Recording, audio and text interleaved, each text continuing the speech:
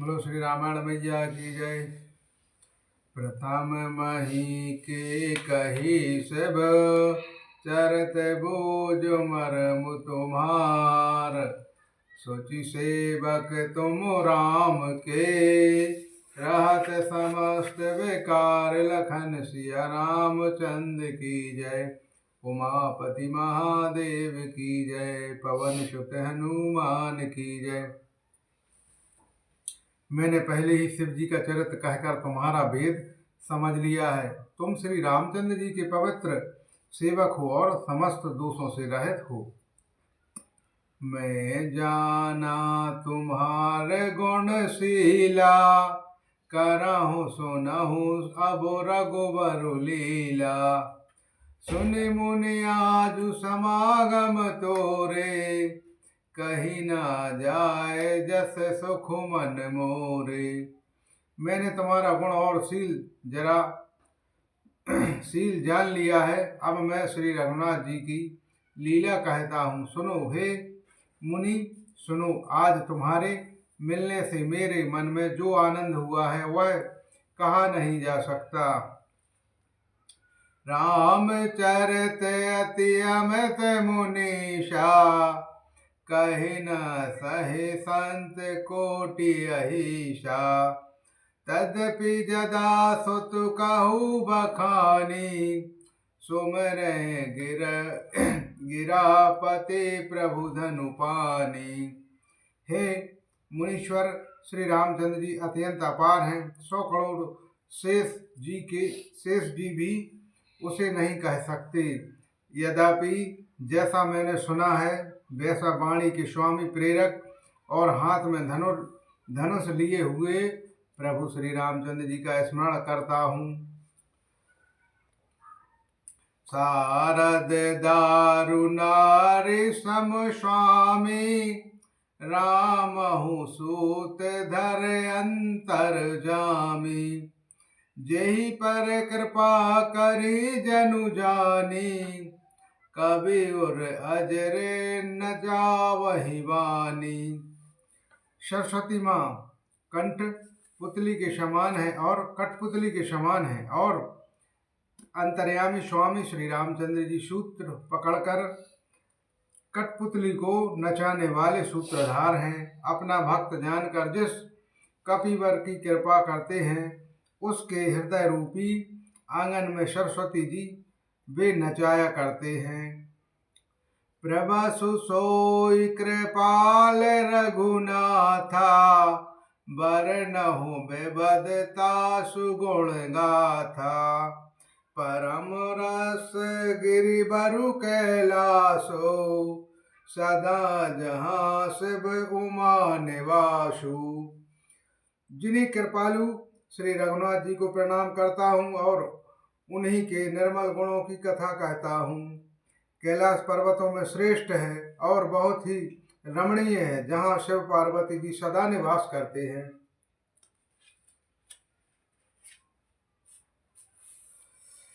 सिद्ध तपोधन जोग जन, सुर किन्नर मुनि वृंद।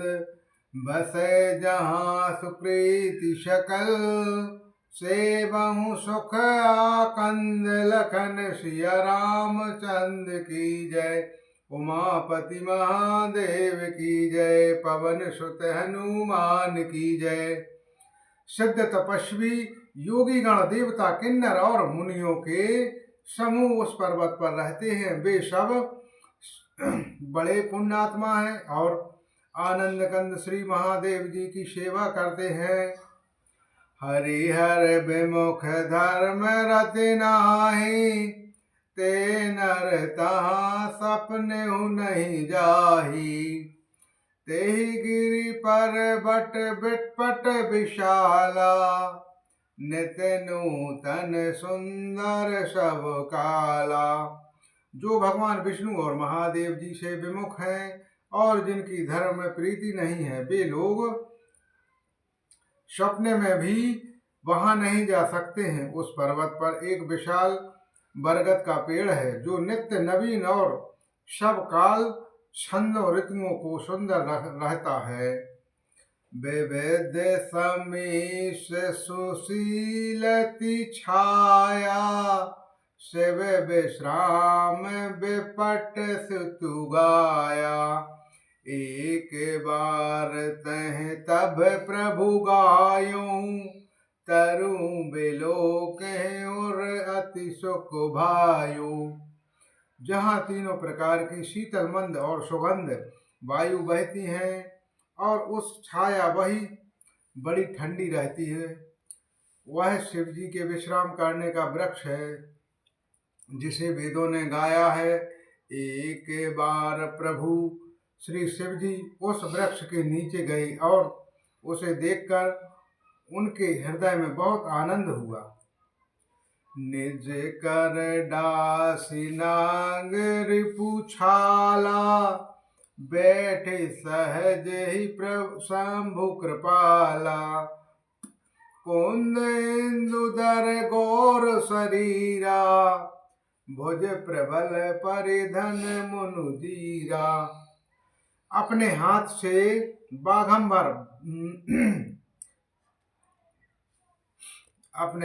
बाघंबर बिछाकर कृपालु शिव जी स्वभाव से ही बिना किसी खास प्रयोजन के वहां बैठ गए।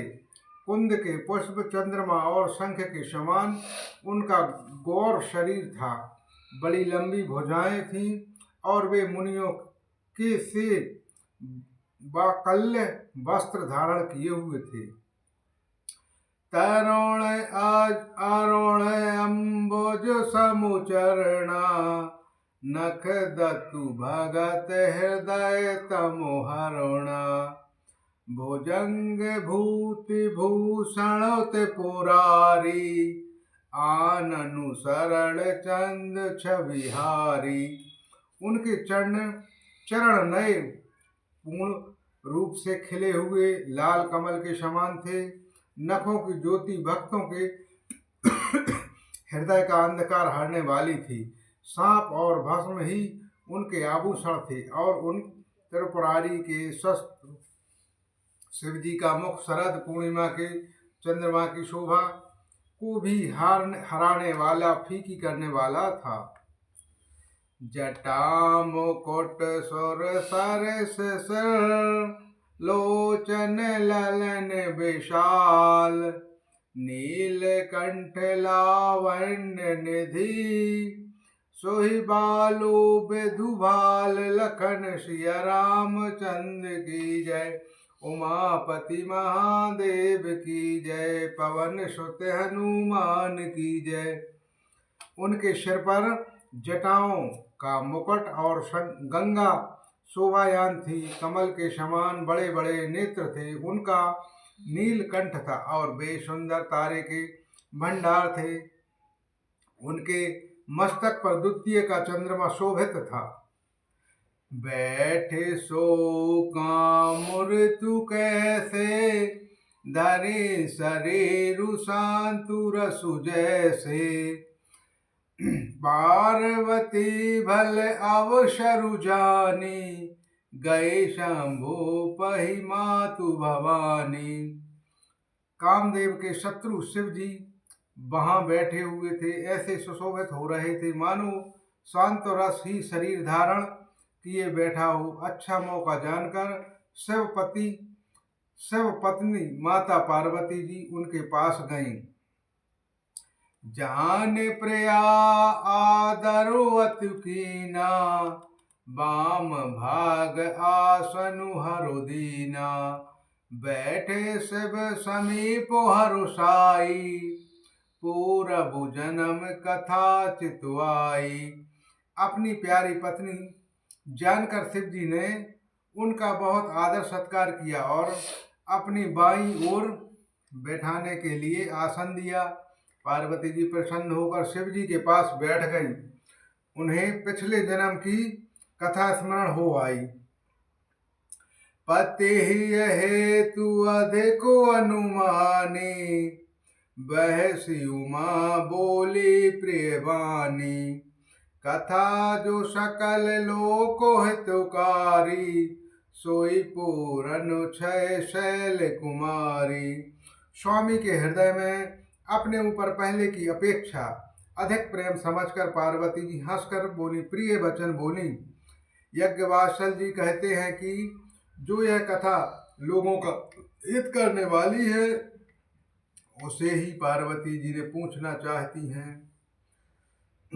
विश्वनाथ मम नाथ पुरारी, तेरे भुवन महिमा विदित को तुम्हारी। चर अचुर आचर नाग नर देवा, सकल कराहि पंत पंकज सेवा। पार्वती जी ने कहा, हे संसार के स्वामी, हे मेरे नाथ, हे त्रिपुरासुर वध करने वाले, आपकी महिमा तीनों लोकों में विख्यात है। चराचर नाग मनुष्य और देवता सभी अपने चरण कमलों की सेवा करते हैं। प्रभु समरत सर्वज्ञ शिव, सकल कला गुण धाम। योग ज्ञान वैराग्य निधि, प्रतिकल्प तरु नाम। लखन सिया राम चंद्र की जय, उमापति महादेव की जय। पवन सुत हनुमान की जय। बोलो रामायण मैया की जय।